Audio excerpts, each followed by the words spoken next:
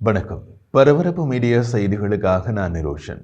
சிரியாவின் புதிய அரசாங்கம் பஷார் அல் அசாத் ஆட்சியை தூக்கியெறிந்து சர்வதேச அங்கீகாரத்தை பெற முயல்வதால் ஹயாத் தஹ்ரீர் அல் ஷாம் இயக்கத்தின் தலைவர் அஹ்மத் அல் ஷாரா தலைமையிலான அரசாங்கத்திற்கு ஒரு வாய்ப்பை வழங்க மேற்கத்திய நாடுகள் தயாராக உள்ளன. அதே நேரத்தில் இஸ்ரேல் ஒரு காலத்தில் ஜிஹாதி அமைப்பை வழிநடத்திய ஒரு நபருக்கு தமது நட்பு நாடுகள் இலவச பாஸ் வழங்காமல் இருப்பதை உறுதி செய்வதில் கவனம் செலுத்துகிறது. HTS இயக்கத்தின் இந்த புதிய வடிவை நம்புவது மிகவும் ஆபத்தானது. மிக விரைவில் மேற்கத்திய நாடுகள் மிக விரைவில் அதை புரிந்து கொள்வார்கள் என்று ஒரு இஸ்ரேலிய அதிகாரி கூறினார். பிரெஞ்சு வெளியுறவு அமைச்சர் ஜீன் நோயல் பாரோட் மற்றும் ஜெர்மனிய வெளியுறவு அமைச்சர் அனலெனா பேர்போக் ஆகியோர் கடந்த மாதம் சிரிய தலைநகருக்கு பயணம் செய்து மிக மூத்த மேற்கத்திய ராஜதந்திரிகள் ஆனார்கள். அதிகார பரிமாற்றம் அமைதியானதாகவும் அனைவரையும் உள்ளடக்கியதாகவும் இருக்க வேண்டும் என்று இரு வெளியுறவு அமைச்சர்களும் HTS இயக்கத்தின் தலைவர் அஹ்மத் அல் ஷாராவை எச்சரித்தனர். இதற்கு அனைத்து இன மற்றும் மத அமைப்புகளையும் உள்ளடக்கிய அரசாங்கம் தேவை. அது ஆண்களையும் பெண்களையும் உள்ளடக்கிய ஒரு அரசாக இருக்க வேண்டும் என்று பேர்போக் கூறினார். சிரியாவில் மாற்றத்தை ஆதரிக்க ஐரோப்பிய ஒன்றியம் தயாராக இருப்பதாகவும், ஆனால் புதிய இஸ்லாமிய கட்டமைப்புகளுக்கு ஐரோப்பா நிதியளிக்காது என்றும் அவர் அல் ஷாராவிடம் கூறினார். இஸ்ரேலின் வெளியுறவு அமைச்சர் கிடியோன் சார் அல் ஷாராவின் அரசாங்கத்தை தீவிர சந்தேகத்துடன் பார்க்க வேண்டும் என்று மேற்கத்திய நாடுகள் அழுத்தம் கொடுக்கும் முயற்சிக்கு தலைமை தாங்குகிறார். அது பற்றி கூறிய அவர், சிரியாவில் ஒழுங்கான ஆட்சி மாற்றம் ஏற்பட்டது என்று உலகம் பேசுகிறது. ஆனால் இன்று சிரியாவில் ஒரு பகுதியை மட்டும் கட்டுப்படுத்தும் புதிய அரசாங்கம் ஜனநாயக முறையில் தேர்ந்தெடுக்கப்பட்டது அல்ல. இந்த தீவிரவாத இயக்கம் முன்பு இட்லிப்பில் இருந்து தலைநகர் டமாஸ்கஸ் மற்றும் பிற பகுதிகளை கைப்பற்றியது. உலகம் அவர்களை ஒரு புதிய மற்றும் நிலையான அரசாங்கமாக பார்க்க விரும்புகிறது. ஏனெனில் மேற்கத்திய நாடுகள் தங்கள் பிரதேசத்தில் உள்ள அகதிகளை சிரியாவுக்கு திருப்பி அனுப்ப விரும்புகின்றன என்று கூறினார். ஒரு செய்தியாளர் கூட்டத்தில் பேசிய அவர் அல் ஷாராவின் புகைப்பட படத்தொகுப்பை வைத்திருந்தார். அந்த புகைப்படங்களில் அல் ஷாரா பல்வேறு ஜிகாதி அமைப்புகளில் உறுப்பினராக இருந்ததை காட்டினார். அவர் மேலும் கூறிய போது, அவர்கள் யார் என்பதையும் அவர்களின் உண்மையான தன்மையையும் நாங்கள் அறிவோம். அவர்கள் இயக்கங்களின் அல்லது தமது பெயர்களை மாற்றினாலும் அவர்கள் மேற்கத்திய நாடுகளுக்கு எவ்வளவு ஆபத்தானவர்கள் என்பதை நாங்கள் நன்றாக அறிவோம் என்றும் கூறினார். சரி, HTS இயக்கத்தின் தலைவர் அஹ்மத் அல் ஷாராவின் பின்னணி என்ன? அல் ஷாரா 2003 ஈராக்கில் அல் காய்தாவில் சேர்ந்தார். அங்கு அவர் அமெரிக்க துருப்புகளால் சிறைப்பிடிக்கப்பட்டார். விடுதலையான பின்னர் சிரியாவில் அசாத்திற்கு எதிராக போராடுவதற்காக அல் காய்தாவின் கிளையாக ஜிகாதி அமைப்பான அல் நுஸ்ரா முன்னணியை உருவாக்கினார்.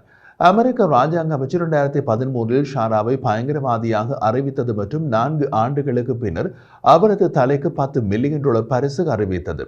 ஷாரா இறுதியில் அல் காய்தாவுடன் தனது அமைப்பின் உறவுகளை முறித்துக் கொண்டார். HTS இயக்கத்தை தொடங்கினார். 2017 ஆண்டு முதல் HTS-ஐ அசாத்தை வீழ்த்துவதில் மட்டும் கவனம் செலுத்தும் ஒரு மிதவாத அமைப்பாக நடத்தி வருகிறார். புதிய சிரிய தலைமையுடனான உறவுகளை மேம்படுத்தும் முயற்சியில் அமெரிக்கா டிசம்பரில் $10 மில்லியன் பரிசு தொகையை நீக்கியது. டிசம்பரில் ஆட்சிக்கு வந்ததிலிருந்து அல் ஷாரா மத சுதந்திரத்தை அறிவித்தார் மற்றும் இஸ்லாமிய அடிப்படை கொள்கைகளை கண்டிப்பாக கடைபிடிக்க மாட்டோம் என்று உறுதியளித்தார். அவர் தனது இராணுவ சீருடையை மேற்கத்திய ஆடைகளுக்கு மாற்றினார். அவரது பெயரான அபு முஹம்மது அல் ஜுலானியை மாற்றி அஹ்மத் அல் ஷாரா என்று வைத்துக் கொண்டார். இதுதான் அவரது பின்னணி. சிரியாவில் ஆட்சி மாற்றம் ஏற்பட்டதிலிருந்து பல காட்சி மாற்றங்கள் நடப்பதை காண முடிகிறது. டமாஸ்கஸில் உள்ள சிரியாவின் முக்கிய சர்வதேச விமான நிலையம் அடுத்த வாரம் மீண்டும் திறக்கப்படும் என்று புதிய அரசாங்கம் அறிவித்துள்ளது. சிரியாவின் புதிய அரசு ஜனாதிபதி பஷார் அல் அசாத்தை வீழ்த்திய கிளர்ச்சிக்கு பின்னர் இயல்புநிலையை மீண்டும் நிலைநாட்ட முயற்சிக்கிறது. சிரிய லெபனான் எல்லையில் நேற்று ஞாயிற்றுக்கிழமை இரவு நடந்த மோதலில் 4 லெபனான் துருப்புகள் காயமடைந்து சிரியா மற்றும் லெபனான் இடையே ஏற்பட்டுள்ள பதட்டங்களுக்கு மத்தியில் இந்த அறிவிப்பு வந்தது. எல்லையில் லெபனான் ராணுவ துருப்புக்கள் மீது சிரிய புதிய ராணுவ துருப்புக்கள் துப்பாக்கிச்சூடு நடத்தியதாக லெபனான் ராணுவம் தெரிவித்துள்ளது. சிரியாவின் புதிய தலைவர் அஹ்மத் அல் ஷாரா 14 ஆண்டுகால உள்நாட்டு போரால் அளிக்கப்பட்ட ஒரு நாட்டின் மீது ஒழுங்கை திணிக்கும் சவாலை எதிர்கொள்கிறார். அது பல போரிடும் பகுதிகளாக பிரிக்கப்பட்டது மற்றும் ஆயுத இயக்கங்களின் பெருக்கத்தை தூண்டியது. திரு அல் அசாத்தை வீழ்த்திய திடீர் தாக்குதலுக்கு தலைமை தாங்கிய இஸ்லாமிய இயக்கமான ஹயாத் தஹ்ரீர் அல் ஷாமுக்கு தலைமை தாங்கும் அல் ஷாரா மேற்கத்திய பிரமுகர்களை சந்தித்து சிரியர்கள் மற்றும் வெளிநாட்டினருக்கு நாடும் புதிய அரசாங்கமும் நிலையான பாதையில் செல்கிறது என்று உறுதியளிக்கும் முயற்சியில் மிதமான பிம்பத்தை உருவாக்க முயல்கிறார்.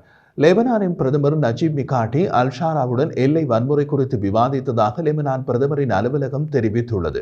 தொலைபேசி அழைப்பின் போது எல்லையில் அமைதியை மீட்டெடுக்கவும் இந்த விவகாரம் மீண்டும் நிகழாமல் தடுக்கவும் சிரிய அதிகாரிகள் தேவையான அனைத்தையும் செய்து வருவதாக அல்-ஷாரா உறுதியளித்தார் என்று மெகாட்டியின் அலுவலகம் ஒரு அறிக்கையில் தெரிவித்துள்ளது. சிரியாவின் எல்லையில் உள்ள நாடுகளில் உள்ள அதிகாரிகள் அசாத்தின் வெளியேற்றம் குழப்பத்திற்கு வழிவகுக்கும் என்று அஞ்சினர்.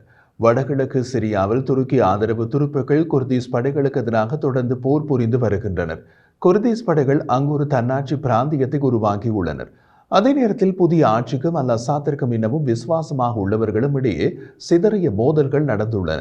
நேற்று ஞாயிற்றுக்கிழமை புதிய சிரிய அரசாங்கத்துடன் இணைந்த படைகள் மத்திய நகரமான கோம்ஸுக்கு அருகில் அசாத் ஆதரவு இராணுவத்தினரின் மறைவிடங்களை தேடிக் கொண்டிருந்தன.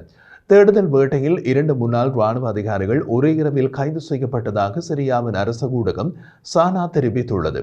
மற்றொரு பக்கத்தில் சிரியாவுக்குள் இருந்து சாத்தியமான தாக்குதல்களை தடுக்கும் முயற்சியில் இஸ்ரேலிய படைகள் சிரியா முழுவதும் உள்ள இராணுவ தளங்களை குண்டு வீசி தாக்கி அழித்துவிட்டு இஸ்ரேலிய எல்லையோடு சிரியாவுக்குள்ளே இராணுவமயமாக்கப்பட்ட பாதுகாப்பு மண்டலத்தை தங்கள் தரைப்படைகளை வைத்து உருவாக்கியுள்ளது. ஜுடானம் சிரியாவுடனான தனது தரை எல்லையின் ஒரு பகுதியை மூடியது. அல்-ஷாரா மற்றும் அவரது இயக்கத்தினர் சிரியாவில் மீதமுள்ள ஆயுதமேந்திய இயக்கங்களை கலைக்க முயல்கின்றனர். அதற்காக அவர்கள் இந்த மாற்றத்தை மேற்பார்வையிட ஒரு புதிய பாதுகாப்பு அமைச்சரை முறையாக நியமித்தனர்.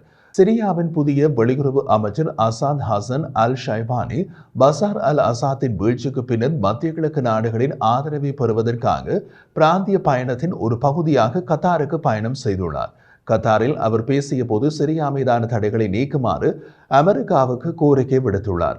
நேற்று ஞாயிற்றுக்கிழமை கத்தாரின் பிரதமருடனான சந்திப்பை தொடர்ந்து அல் ஷைபானி செய்தியாளர்களிடம் பேசிய போது சிரியா மீதான அமெரிக்க தடைகள் போரினால் பாதிக்கப்பட்ட நாட்டின் விரைவான மீட்சிக்கு தடையாக இருப்பதாக கூறினார். அமெரிக்க தடைகள் மற்ற நாடுகளின் சேவைகள் மற்றும் கூட்டாண்மைகளுக்காக காத்திருக்கும் சிரிய மக்களின் விரைவான மீட்பு மற்றும் வளர்ச்சிக்கு ஒரு தடையாக உள்ளன என்றார். அல் அசாத் ஆட்சியின் மீது விதிக்கப்பட்ட பொருளாதார தடைகளுக்கு நியாயமான காரணங்கள் இருந்தன. ஆனால் அல் அசாத்தின் ஆட்சி கவிழ்ந்த நிலையில் இந்த தடைகள் இப்போது சிரிய மக்களுக்கு எதிராக மாறியுள்ளதால் அவற்றை நீக்குமாறு அமெரிக்காவிடம் எங்கள் கோரிக்கையை நாங்கள் மீண்டும் வலியுறுத்துகிறோம் என்று தெரிவித்தார். கட்டார் நாட்டின் பிரதமர் சிரியாவின் புதிய அரசால் நியமிக்கப்பட்ட பாதுகாப்பு அமைச்சர் முர்ஹாப் அபு ஹஸ்ரா மற்றும் உளவுத்துறையின் புதிய தலைவர் அனஸ் கட்டாப் மற்றும் அல் ஷைபானி ஆகியோரையும் சந்தித்ததாக கத்தார் வெளியுறவு அமைச்சு ஒரு அறிக்கையில் தெரிவித்துள்ளது. கத்தார் பிரதமர் ஷேக் முகமது பின் அப்துல் ரஹ்மான் பின் யாசிம் அல் தானி சிரியாவின் ஒற்றுமை, இறையாண்மை மற்றும் சுதந்திரத்திற்கு ஆதரவாக கத்தார் அரசின் நிலைப்பாட்டை தெரிவித்தார். சிரியாவின் நிதியமைச்சர் வெளியிட்ட அறிக்கையில் சிரியாவின் புதிய அரசாங்கம் அரசு ஊழியர்களுக்கான சம்பளத்தை அடுத்த மாதம் 400% உயர்த்தும் என்று கூறினார். இந்த அதிகரிப்பு 1.65 டிரில்லியன் சிரிய பவுண்ட்கள் அல்லது தற்போதைய நாணய மாற்று விகிதத்தில் சுமார் $127 மில்லியன் செலவாகும் என்று மதிப்பிடப்பட்டுள்ளது. தற்போதுள்ள அரசு வளங்கள் மற்றும் பிராந்திய உதவி, புதிய முதலீடுகள் மற்றும் வெளிநாட்டில் உள்ள சிறிய சொத்துக்களை முடக்குவதற்கான முயற்சிகள் ஆகியவற்றின் மூலம் அதற்கு நிதி அளிக்கப்படும். சிரியாவின் புதிய அரசாங்கத்தின் நிதியமைச்சர் முகமது அபாசித் இது பற்றி கூறிய போது, இந்த ஊதிய உயர்வு நாட்டின் பொருளாதார யதார்த்தத்திற்கு அவசர தீர்வுக்கான முதல் படியாகும் என்று கூறினார். அரச ஊழியர்களுக்கான இந்த மாத ஊதியம் இந்த வாரம் வழங்கப்படும் என்றும் அவர் தெரிவித்தார். இந்த நடவடிக்கைகள் 13 வருட மோதல்கள் மற்றும் பொருளாதார தடைகளை தொடர்ந்து நாட்டின் பொருளாதாரத்தை நிலைப்படுத்த சிரியாவின் புதிய அரசாங்கத்தின் பெரிய அளவிலான மூலோபாயத்தின் ஒரு பகுதியாக பார்க்கலாம். பதவி கவிழ்க்கப்பட்ட ஜனாதிபதி பசார் அல் அசாத்தின் ஆட்சியின் கீழ் சிரியாவின் அரசு ஊழியர்களின் சம்பளம் மாதம் சுமார் $25 என்ற அளவில் இருந்தது. இதனால் அவர்கள் நாட்டின் பெரும்பான்மையான மக்களுடன் வறுமை கோட்டுக்கு கீழே உள்ளனர்.